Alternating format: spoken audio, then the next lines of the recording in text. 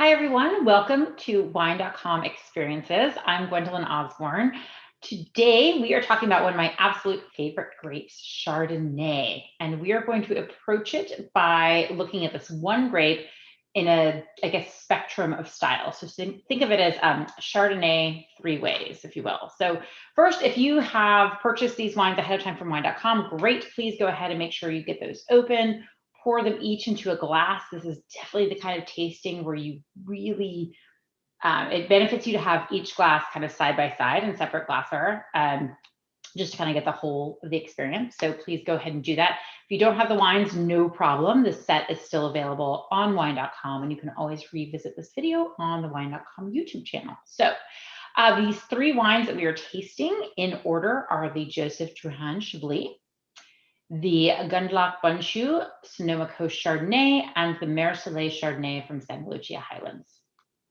Let's talk a little bit about the idea behind this tasting, which is one grape and three styles. We want to show you that one grape variety can offer a spectrum of styles based on where it's grown, how it's handled in the winery. So we've selected three wines that showcase the different characteristics of Chardonnay, and we have termed them crisp, balanced, and creamy. Let me kind of define these wines beyond those one-word terms, if you will, because there's a lot more to it. The crisp Chardonnay, we're looking at a wine that's going to offer you a lot of mineral-driven aromas, bright citrus, some apple, really refreshing acidity, and that's going to be kind of on the forefront of the wine. And then we move on to balanced. Not to say that the other wines aren't balanced wines, but we're kind of thinking that there's that balance between the crisp and the creamy, so the acidity and the richness there. So you're going to get a little bit more in that middle tier of ripe stone fruits, maybe that subtle oak, but still that really kind of zesty acidity, all kind of mingling together. Then our third style, which is called creamy. For this, we're looking for more of those tropical fruits coming through, a more full-bodied mouthfeel. Again, really lovely acidity, but you'll get more prominent vanilla tones often, and just that richness of texture coming through. So you're going to see a lot of similarities in these wines, and you're also going to be able to see some of the differences. So those are our three styles. And again, tasting them side by side really kind of is a great way to discover this whole spectrum of Chardonnay. So let's bring in our guests now who will be able to talk about their wines and the influences behind these styles. So from Drouhin Family of Wines, we have Director of Sales and Education, Ashley Bell. Hello, Ashley. Great to see you. Thank you so much for being here. Then we have from Gundlach Bundschu, President Jeff Bundschu. Second appearance on the show. Welcome. Great to see you. And also, finally, winemaker at Soleil and part of Wagner Family Wines, Charlie Wagner, also making a second appearance. So great to have you. Welcome. Thank you. Yeah, thanks all of you for just being here and giving us your time and sharing your wines, and of course, the stories behind these wines. So first, I kind of want to get into, introducing Chardonnay as a grape, explaining maybe why this grape can be misunderstood, sometimes often categorized as one specific thing or another. I personally love Chardonnay. It would be my desert island wine. I call it the chicken of the wine world because it's like this blank slate that you can really make magical with just, in the wine world, obviously where it's grown, some choices made in the winery. And this grape has ups and downs in popularity and perception, I think. So I would love to kind of hear from you why you think this grape has gone through these ups and downs of like super popular and then the ABC. And then, for somebody who has this preconceived notion of one way Chardonnay must be, how would you describe Chardonnay and the grape and a style? So Ashley, I'm going to start with you on that convoluted question. Yeah, absolutely. Well, I'm with you. My desert island is going to be right next to yours. It's the wine I drink all year round. And it's always surprised me that for Chardonnay, it really swings between pure devotion and disdain. And the fact that so many people really dismiss it as being singular. And it couldn't be further from the truth, because Chardonnay is so versatile and so malleable depending upon where the grapes were grown and the vision that the winemaker has. So for us, when people come to the winery up in Oregon at Domaine Drouhin, oftentimes we have those Chardonnay naysayers that say, no, I just want to go straight to the Pinot. And we have a little rule. You have to try the Chardonnay before going to the Pinot. And about 95% of those people end up being converts. So it's just wine. That's a winning percentage. You might find something new that you love. Yeah, no, that's very, very, very true. Yeah, the naysayers, but yeah, it is diverse and versatile. So, Jeff, what are your thoughts on that? I think it's a victim of its own sort of success. I'm with you guys. It's when it's done right, it's the queen. There's nothing better in the white wine world as far as I'm concerned. And I think the fact that it's grown, it is versatile, it's sturdy, it can kind of handle a whole lot of different climates that may not be perfect for it. And so people can plan it and then it meet the sort of demand. It pushes the edges of quality out a bit. And so you may not always get versions of it that are as expressive as it can be. But it's just because it's good and people like it. So people plan it all over the place. And I'm with you. I'm happy to be a part of this. These are great wines. Yeah. Charlie, what about you? What are your thoughts on this reputation of the grape? Well, I think the name Chardonnay may just sound like a very common wine to some people, but in fact, it is a very versatile wine. You could grow it in a lot of places around the world. You can make it in any different style you like. You can make a very heavy style. You can make a low acid or a high acid style, partial mallow, full mallow, unoaked, or slightly oaked or heavily oaked. I think it kind of goes. It's a very fun varietal to work with because of the creativity you can put into it. Like I said, it's the chicken of the wine world, right? Anyway, but that's a great segue to get into actually tasting these, because again, we're going to taste these wines that all have wonderful similarities in their quality, but a little bit of differences in where they're grown and choices that are made in the winery that kind of really reflect that diversity. So we're going to get started with the tasting. We're going to Chablis first. Ashley, so let's kind of dive into this tasting with the Drouhin Chablis. So Ashley, tell us a little bit about Chardonnay in Chablis. So Chablis is a place in Burgundy, but kind of how can we understand this grape in that place? Yeah, absolutely. So yeah, Chablis is often referred to as a wine island, sort of off the coast of the Côte d'Or. So as far as where it's located, it's about 2 hours southeast of Paris and about an hour and a half northwest of Beaune. And even though it's considered to be a part of Burgundy, it's actually more similar and closer to Champagne. So if you drink many Blanc de Blancs from, let's say, the Urville area, Champagne Drapier is a great example. It's only about 50 miles away from there. Or the northern Loire, Sancerre area, where they grow delicious Sauvignon Blancs, they all share the same soil style. So it's a Kimmeridgian clay. And initially, that whole area was oceanic, so entirely covered by the sea. And then over the millennia, it evolved into this clay-like soil that's full of fossilized oyster shells and seashells. And so when you think of a wine from Chablis, you're definitely going to think of something that pairs perfectly with oysters that's really pure and fresh. So the weather in Chablis is considered semi-continental. So they have really cold and harsh winters, and then they have warm and hot summers. And then you have the shoulder months of spring and fall that you hear a lot about, spring particularly, when the vignerons are out in the vineyard trying to protect their vines from the impending frosts that come through. So because of that cool weather, the acidity within the Chardonnay grapes maintains its bright freshness and very, very crisp. So very, very clean style.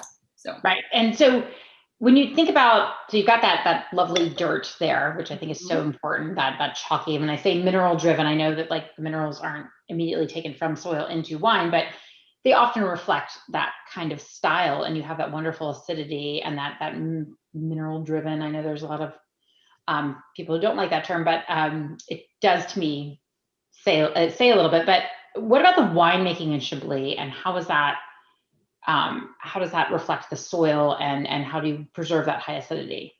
Yeah. So with the Drouhin style, we always want to maintain the natural personality of the grapes where they were grown. And so with all of that chalk and seashell in the soil, which you can see right here with Philippe Drouhin, you can see all of those stones, we end up picking all of the fruit by hand.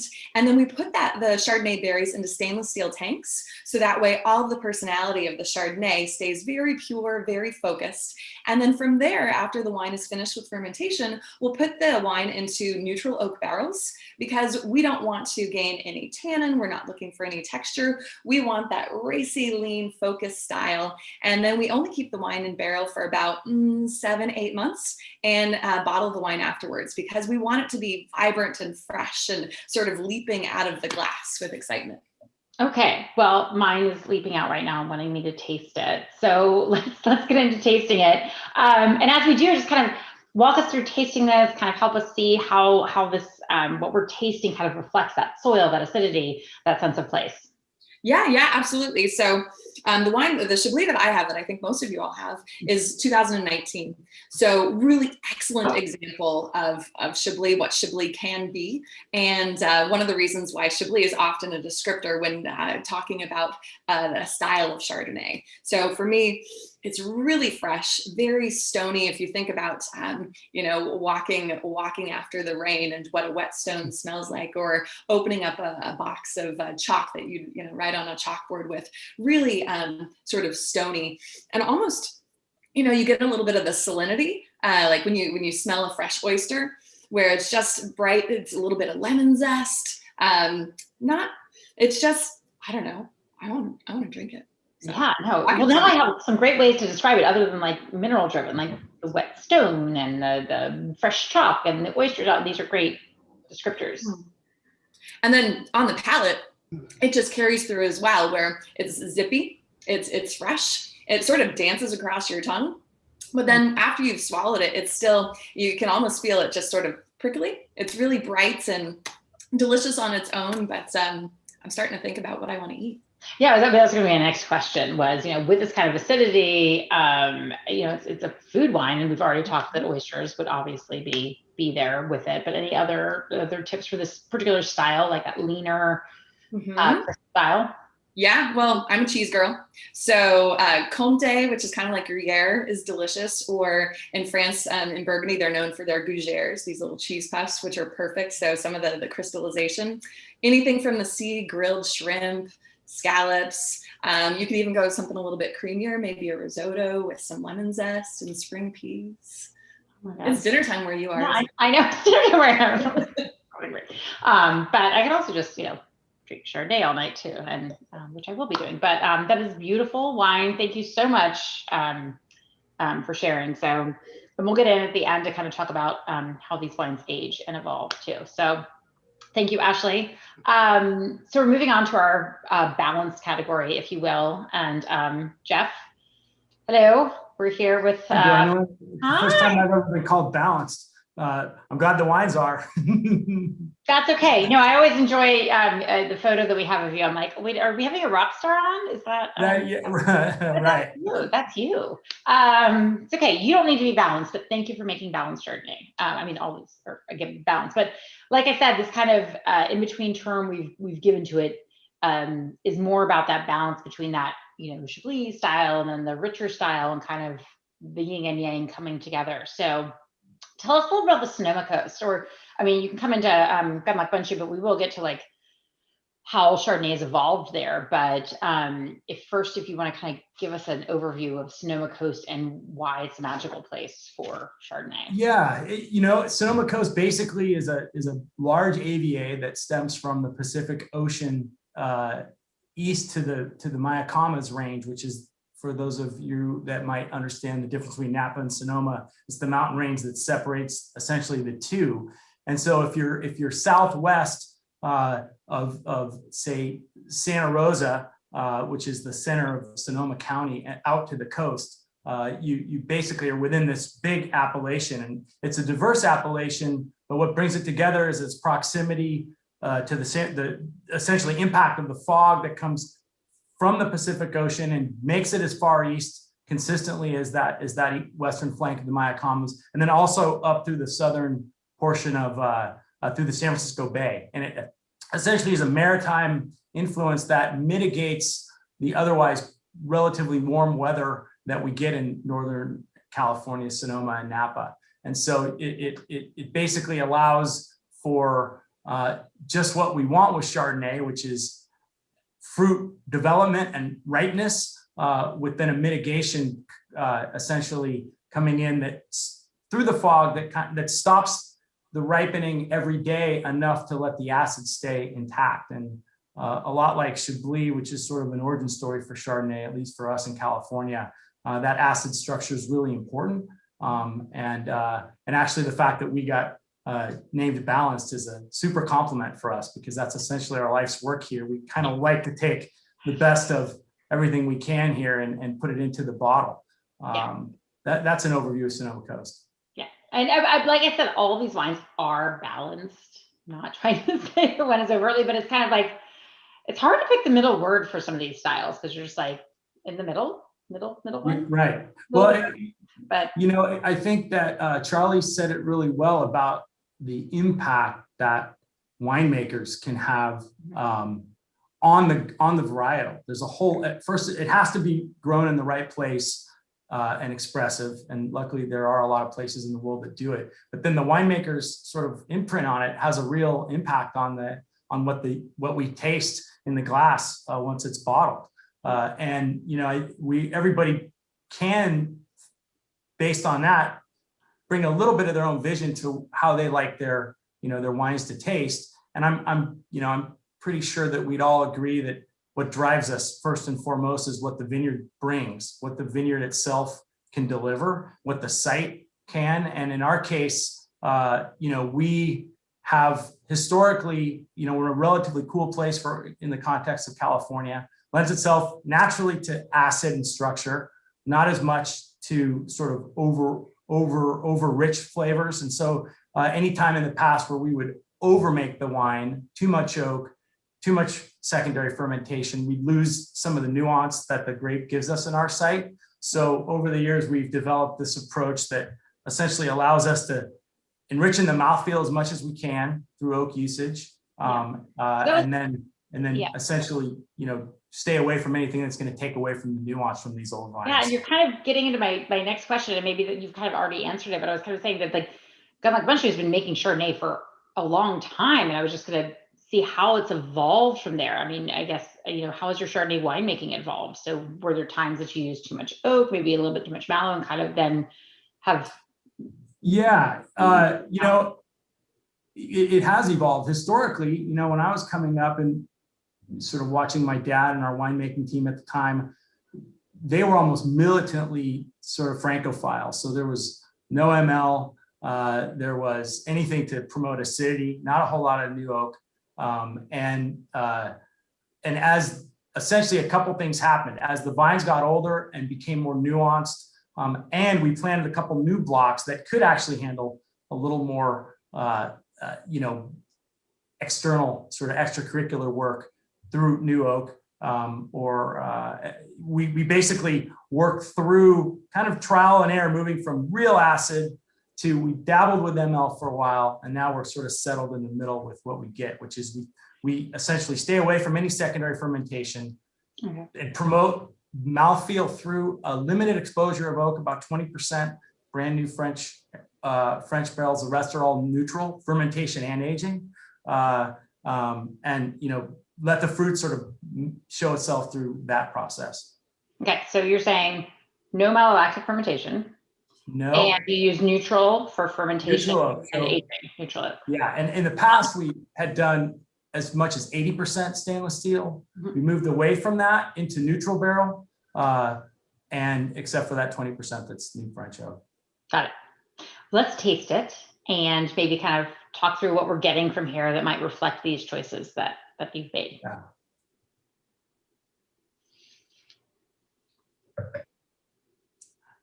So, yummy. I mean, I love Chardonnay. Okay, we're done. Let's move on. No. that's my official descriptor. Little more. But essentially, first thing that hits me is that there's a coating there. There's a mouthfeel. There's a richness that is from the fruit, but also from the use of oak that we do deploy, but not an overwhelming amount such that it really impacts the aroma or the flavor. It's more just in that mouthfeel. And then it moves, once you let it settle in, it moves into that more structured acid kind of freshness that's an essence of what we try to do with the Chardonnay that we make. So it's got a combination, a balance of bright, fresh fruit with a good viscosity that sort of coats the mouth the way we think great California Chardonnays can do. What do we call it? You mentioned stone fruit. That's a descriptor we like to use. It moves over into a melon, like a honeydew kind of component. I like to throw out a little bit of light citrus in there, just as, not heavy, but, just a refreshing wine that stays with you after you sip it. And it does, and it's beautiful. Thank you. So for food pairings, we talked a little bit about oysters and that lighter seafood style. What would be your choices when you're drinking wine? What do you eat? How many ways have we figured out to roast a chicken in the pandemic? But virtually any way that you can, this wine will work. On like a Monday through Thursday or Friday or every day, Groundhog Day. The other day I was up in the mountains and skiing, and believe it or not, there's a fishmonger up there that just gets incredibly fresh fish. We're closer to the coast, but they get the best fish up there, and they have a lobster roll that has as much butter as lobster, and it goes really well with that. Ashley mentioned anything seafood. It's a flexible wine with the acid level that these wines have. They sort of let you mess around with it a bit in terms of food pairing. Yeah. And I always like to also talk about like the complement and contrast. So you've got this acid, so you're going to go for the seafood or whatever. Then you contrast, which would be like the butter on the lobster roll, or a creamy cheese, or like a cream sauce with a chicken or a pasta or something. So it can go both ways. It's great. It's Chardonnay. It's versatile. So wonderful, delicious. Thank you. So now we're going to move into our third category, otherwise known as creamy. And we kind of went with that over buttery because not all of these wines are overtly buttery. They just we're trying to kind of look at that texture and the weight of the wine. And that I think really shines through with Soleil. So Charlie, hi. Hello. Here again. So let's see, we're down in Santa Lucia Highlands. And tell us a little bit about this region and how it influences Chardonnay. So as you can see here on the map, we're south of San Francisco, about a 2.5-hour drive. Santa Lucia Highlands is in the Salinas Valley, which is known for a lot of our produce that we get in America, shipped all over America. It's a special agricultural place that maybe many have driven through, but maybe never stopped. It's kind of a unique area in the sense that the valley floor is all row crop, and then up in the hills we have vineyards like this one here. This is actually one of our Chardonnay and Pinot Noir vineyards called the Las Alturas Ranch, and it was a virgin land before we planted it, as was a lot of vineyard land down there, which was very unique to California to find virgin land. And back in the old days, 1800s, 1850s, they farmed cattle in the Salinas Valley. Once they started growing agriculture, growing vegetables, row crops and such, they moved the cattle up to the hills and from the valley floor. And so that the cattle lived up in the hills and sort of, I guess you could say, fertilized the soil naturally for us for years, for decades. So this area is very unique in the sense that the Salinas Valley, the mouth of the valley opens up to Monterrey Bay. And if you've been to Monterey or Carmel area, you know that it's cool and foggy. Yeah. Definitely bring a light jacket year round. And it's California, sunny California sometimes, but it's also a very cool region. So to put it into comparison, a 95-degree day in the Napa Valley, we'd have 82 down there. And the wind would pick up about midday, about noon, and really keep the rest of the day cool. The afternoon's cool. And because of that, we pick on acid. We know we get sunshine, we know we get sugar. So we just wait for the acid to come down. So these wines always have a very nice natural acidity, a nice backbone. And if you guys ever have a chance to come, it's a beautiful place. There's Monterey is a half-hour drive away. There's not many wineries open, but it's a beautiful place to drive. You saw the photo there. That was one of the most magical days I've seen down there. Yeah, those are stunning, stunning photos. So what about, you're talking about keeping that balance of acidity with the sunshine that you're getting. What about the winemaking choices that you make in the cellar that kind of bring out, because I think we've all been talking about, one of the things you do when you get into the winemaking is saying, what can I do to really enhance what this vineyard has given me? So what kind of things does Maire Soleil do? So we barrel ferment and barrel age. This bottling is all barrel fermented, barrel aged for about a year in barrel. Undergoes partial malolactic fermentation, so we don't keep track of it. We have some ML plus barrels and all positive barrels. We just like that the cellar sort of found its happy spot. We do Sterlese. Oak is I would say roughly 25% new, and the rest 75% being neutral. And we have some barrels in the mix that are up to 10 years old, still very usable vessels for micro-oxidation and all that, but you don't pick up a lot of the wood character. So they're still useful, clean barrels. We have a lot of fun making this wine because we feel this is the style that Santa Lucia Highlands lends itself best to. Yeah, definitely. And I'm just going to throw this out there in case, because we've been doing a lot of talking about like ML and neutral and new and everything. And so in case anybody's tasting is being like, what are you talking about? Just wanted to quickly say that when we're talking about malolactic fermentation, that's that secondary fermentation that a Chardonnay can go through that often, but it changes the acid from what we call malic acid, which is the acid you get in like a green apple, into lactic acid, which is what you get in milk, so much softer and rounder. And so that's something that often is a choice in winemaking. So the first two wines we had did not have that. So the acid was on that malic side, whereas the final wine we're having had partial, so you're getting a little bit of both. But again, that's what we're talking about. Just wanted to throw that out there. And if I'm saying anything wrong, please let me know. And then the barrel, when we talk about neutral, we're not talking about a new barrel. We're talking about a barrel that might be used a couple of times for wine, so it doesn't have as strong as the vanillin and the other kind of characteristics that can come out through oak. And then sometimes new barrels can give a little bit more flavor. Just wanted to do that because I realized we were kind of technical in case everybody was watching and tasting that might not know all those things. But okay, let's taste the wine, Charlie, and talk about how these choices you've made, now explained in the climate, as well as those choices kind of come out in the wine. Well, on the nose, I think in general, a lot of Santa Lucia Highlands wines have a Meyer lemon character.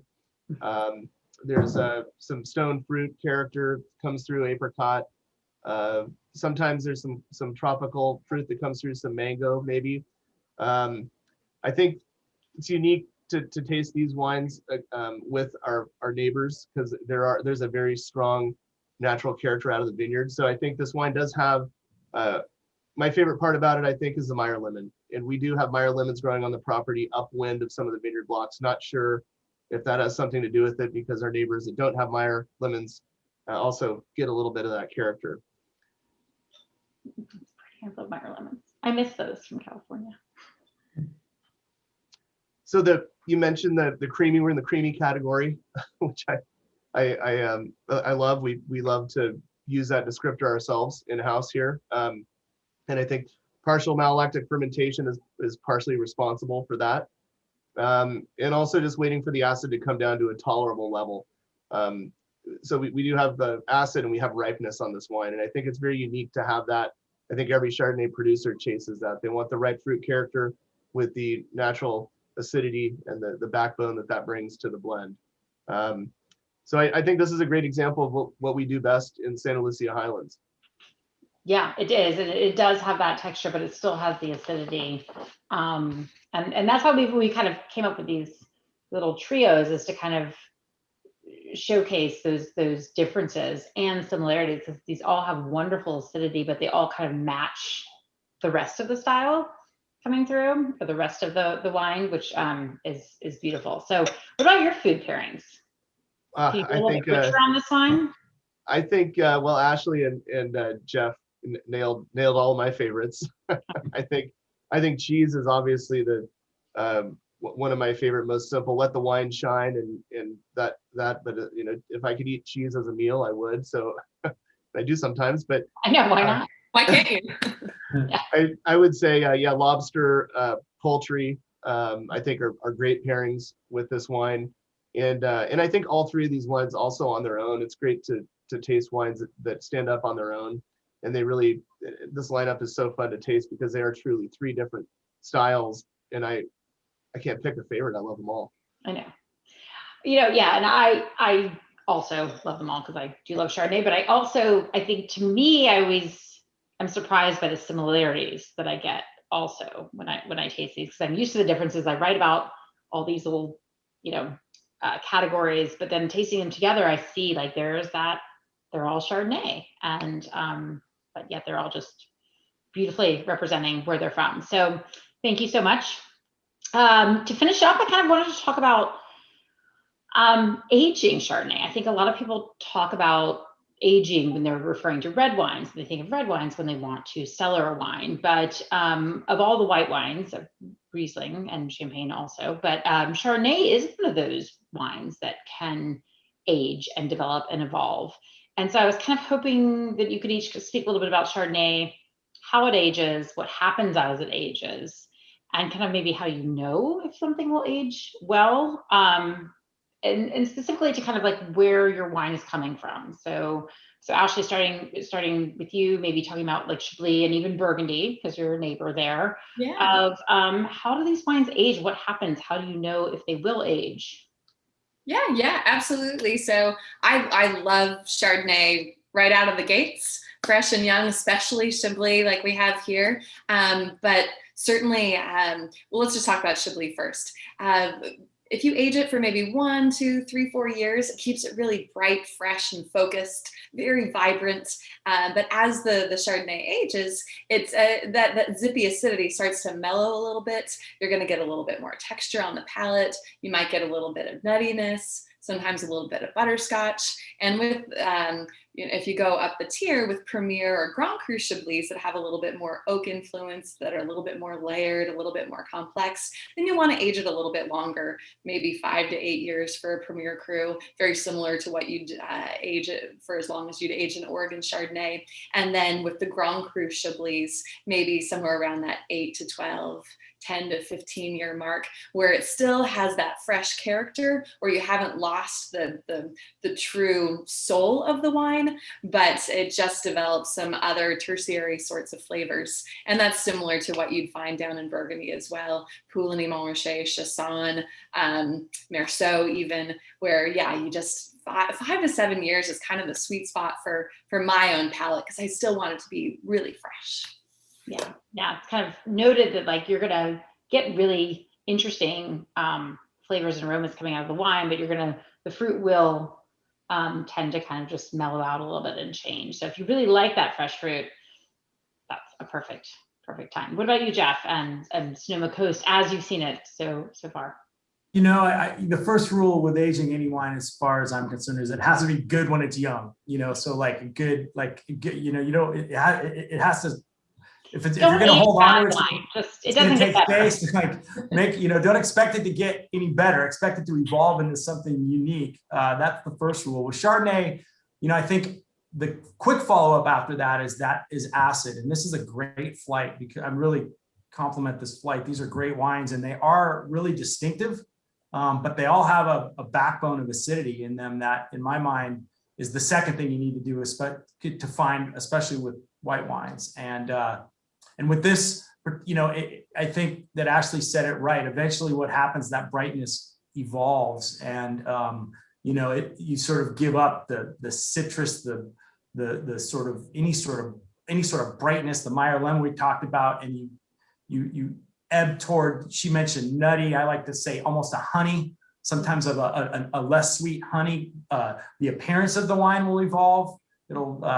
It'll get less clear, maybe a little more yellow, depending on how long you hold it. And generally, in my experience, it gets thicker. You know, it gets a little more viscous on the palate.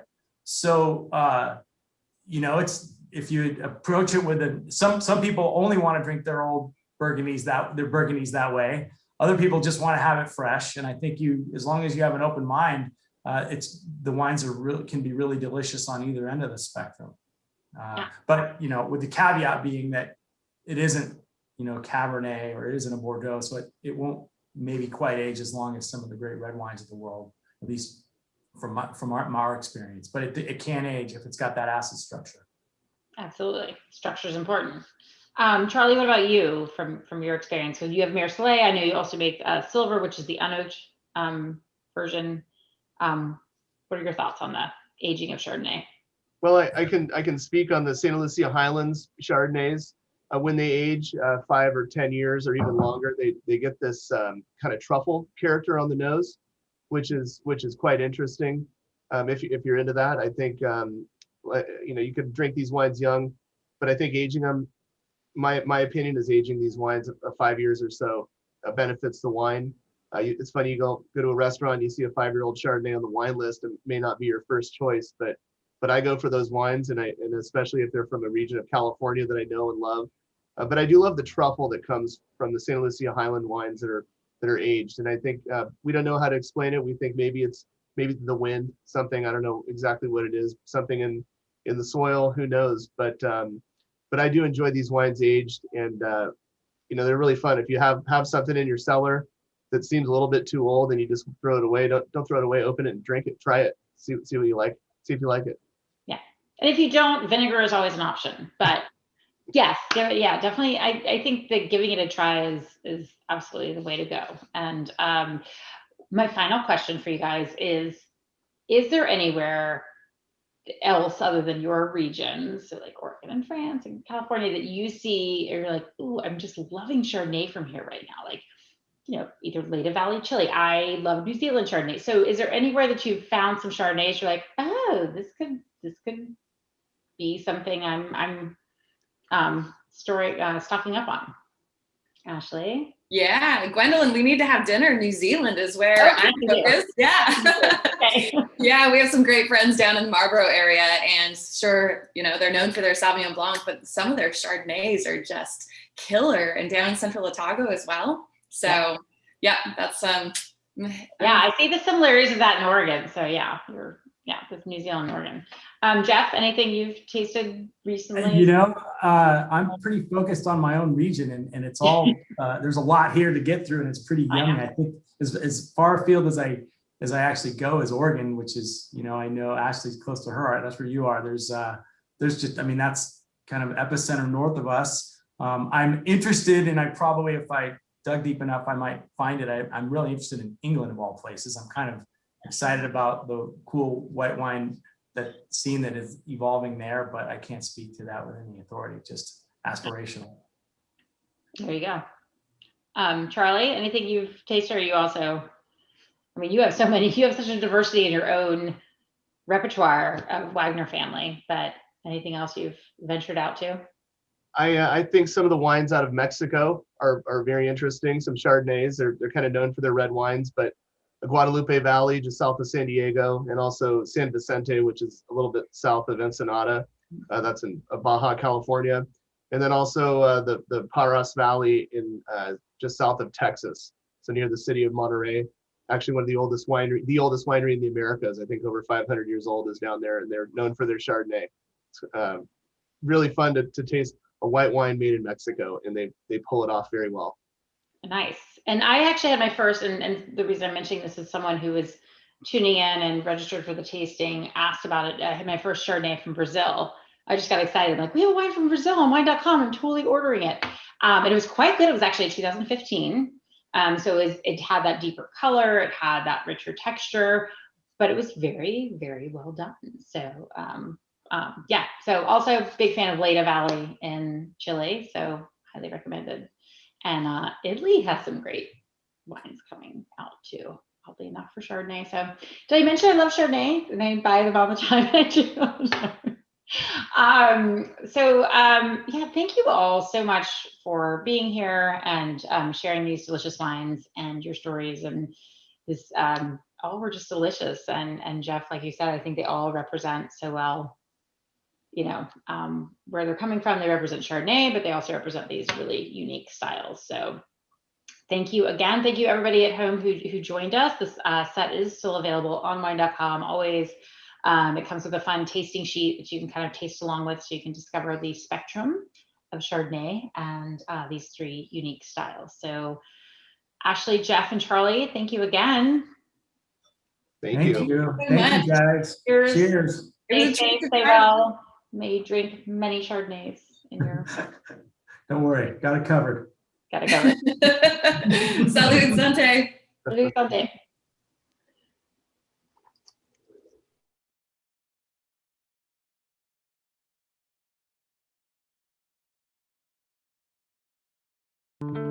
It's both a science and a form of high art. It's made from the combination of grapes, sunlight, rain, soil, and time. It's raised up in the moments that matter. It's wine. And we are Wine.com. We have the largest wine selection in the world, online sommeliers with free advice, and now our powerful new app puts the entire world of wine in your hands. Wine.com. Seriously passionate about wine. Download our free app today.